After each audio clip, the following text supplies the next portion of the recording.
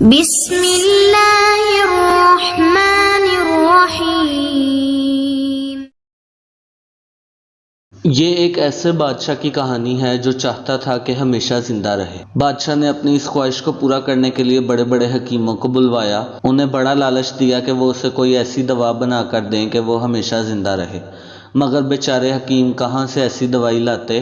اس بادشاہ کی ایک ہی بیٹی تھی جس کا نام شہزادی نرگس تھا۔ شہزادی بے حد خوبصورت اور ذہین تھی۔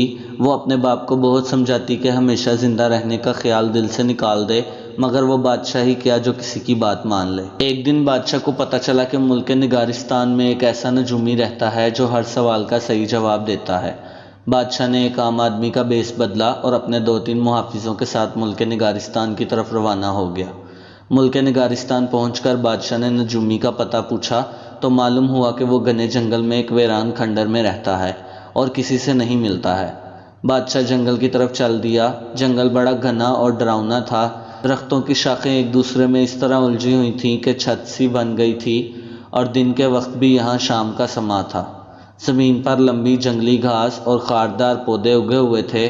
تیز ہوا سے درختوں کے پتے یوں بج رہے تھے جیسے کوئی تالیاں بجا رہا ہو۔ بادشاہ ایک بار تو یہ بھیانک جنگل دیکھ کر گھبرا گیا، مگر رکا نہیں، آگے بڑھتا رہا۔ وہ کالے پتھر سے بنے ایک محل کے کھنڈرات کے پاس پہنچ گیا۔ بادشاہ نے محل کے دروازے پر دستک کے لیے ہاتھ اٹھایا ہی تھا کہ دروازہ کھلتا چلا گیا۔ بادشاہ کے سامنے ایک بے حد بوڑھا شخص کھڑا تھا۔ اس شخص کے چہرے پر جھریوں کا جال بچھا ہوا تھا، سر کے بال، منہ کے دان جھڑ چکے تھے۔ وہ ایک ایسی لاش دکھائی دیتا تھا جو اکڑی ہوئی ہو، مگر حیرت کی بات یہ تھی کہ بوڑھے کی آنکھیں بے حد چمکدار اور روشن تھیں۔ بادشاہ کو دیکھ کر وہ بولا، خوش آمدید اے ملک چمنستان کے بادشاہ۔ بادشاہ حیران رہ گیا، وہ تو عام آدمی کے بیس میں تھا۔ نجومی اسے حیران دیکھ کر بولا، میں ایک ستارہ شناس ہوں، مجھے میرے علم نے بتا دیا ہے کہ تم کون ہو۔ بادشاہ یہ سن کر بولا، اے نجومی، تیرا علم سچا ہے تو یہ بھی جانتا ہوگا کہ میں تجھ سے کیا معلوم کرنے آیا ہوں۔ نجومی نے بادشاہ کو اپنے پیچھے آنے کا اشارہ کیا اور اسے لیے ہوئے ایک کمرے میں پہنچ گیا۔ یہاں ایک بہت بڑے پیالے میں آگ کا الاؤ روشن تھا۔ نجومی بولا، اے بادشاہ، تیری خواہش ہے کہ تو ہمیشہ زندہ رہے، میری بات مان تو اس خواہش کو دل سے نکال دے۔ جو بھی بات خلاف فطرت ہو وہ نقصان کا باعث بنتی ہے۔ بادشاہ نے کہا، اے نجومی، میں نے سالوں اس کے لیے باغ دوڑ کی ہے، بڑے پاپڑ بیلے ہیں، مجھے سمجھانے کی بجائے میرے سوال کا جواب دے۔ اے بادشاہ، تیری خواہش پوری ہوتی ہے یا نہیں، اس بارے میں میرا علم کچھ نہیں بتا سکتا، مگر میں تجھے ایک ایسے جادوگر کا پتہ بتاتا ہوں جو اس راز سے واقف ہے۔ کہاں رہتا ہے وہ جادوگر؟ بادشاہ نے بےتابی سے پوچھا۔ نجومی دھیرے سے مسکرایا، پھر بولا، اس جنگل کے اندر واقع قبرستان میں۔ اسے میرا سلام کہنا اور اپنا مقصد بیان کرنا، شاید تیری مراد پوری ہو جائے۔ اس کا نام پمپم جادوگر ہے۔ اس وقت رات کا اندھیرا پھیلنا شروع ہو چکا تھا۔ بادشاہ اتنا بےتاب تھا کہ اس نے صبح کا انتظار بھی نہیں کیا اور اسی وقت قبرستان کی طرف چل دیا۔ قبرستان میں خوف کی فضا نے ہر شے کو اپنی لپیٹ میں لے رکھا تھا۔ ہر طرف ہو کا عالم تھا۔ زرد چاندنی درختوں کے پتوں سے چھن کر قبروں تک آ رہی تھی۔ تھوڑی تھوڑی دیر بعد کسی منحوس الو کی آواز گونجتی، جس سے ماحول اور بھی خوفناک ہو جاتا۔ پمپم جادوگر اس وقت ایک ٹوٹی قبر میں بیٹھا تھا۔ پاس ہی آگ کا الاؤ روشن تھا۔ قبر کی دیوار سے چمگادڑیں اور الوؤں کی کھوپڑیاں ٹنگی تھیں۔ جادوگر کی گود میں ایک انسانی کھوپڑی تھی۔ اس کے چہرے پر کالی مٹی سے ایک لکیر کھینچی تھی جو اس کے ماتھے اور چہرے کو 2 حصوں میں تقسیم کرتی گردن تک آئی تھی اور اس کی بھیانک شکل کو اور بھی بھیانک بنا رہی تھی۔ جس وقت بادشاہ قبرستان میں داخل ہوا، جادوگر کی گود میں پڑی کھوپڑی کا جبڑا کھڑکھڑایا اور پھٹے ڈول جیسی آواز آئی، اے پمپم جادوگر، ایک انسان اس طرف آ رہا ہے۔ جادوگر نے جھٹ اپنے چوگے میں سے طلسمی آئینہ نکالا تو بادشاہ نظر آنے لگا، جو اپنے 3 محافظوں کے ساتھ قبریں پھلانگتا اس طرف بڑھ رہا تھا۔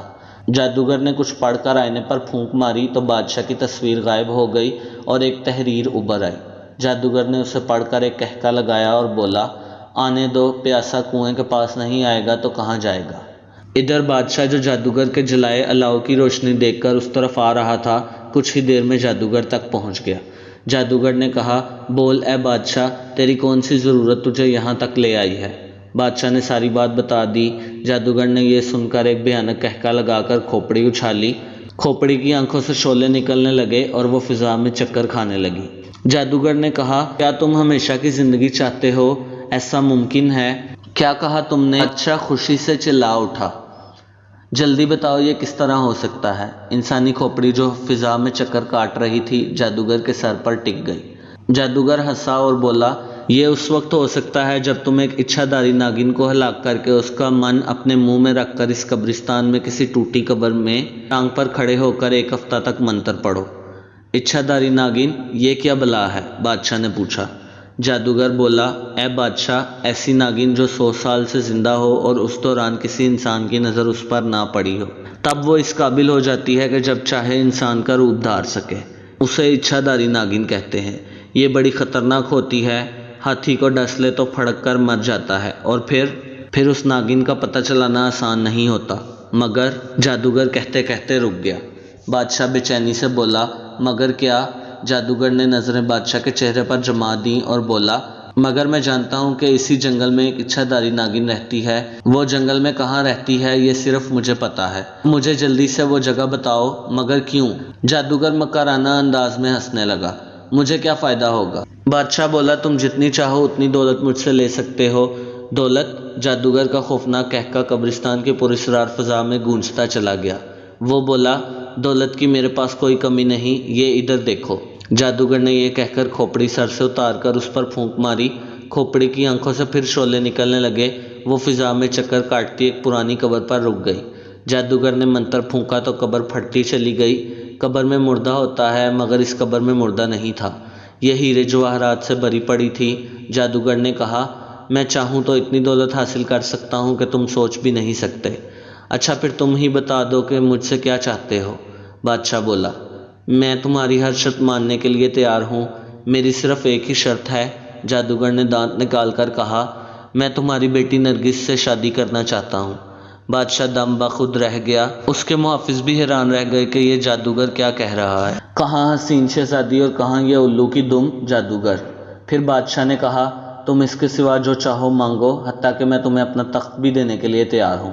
نہیں، میری یہی شرط ہے، پم جادوگر نے کہا۔ ٹھیک ہے، بادشاہ گہری سانس لے کر بولا، مجھے منظور ہے۔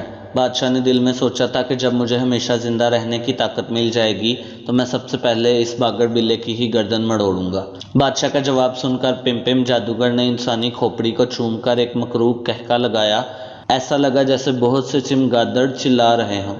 جادوگر بادشاہ کو قبر میں لے گیا اور اسے ایک تیر کمان سونپ کر بولا، یہ جادو کا تیر ہے، صرف ایک ہی تیر ہے، کل چاند رات کو میں تمہیں وہاں چھوڑ آؤں گا جہاں ناگن رہتی ہے۔ تمہیں اپنے ایک ساتھی کی جان خطرے میں ڈالنا پڑے گی، اسے بے ہوش کر کے وہاں ڈالنا ہوگا۔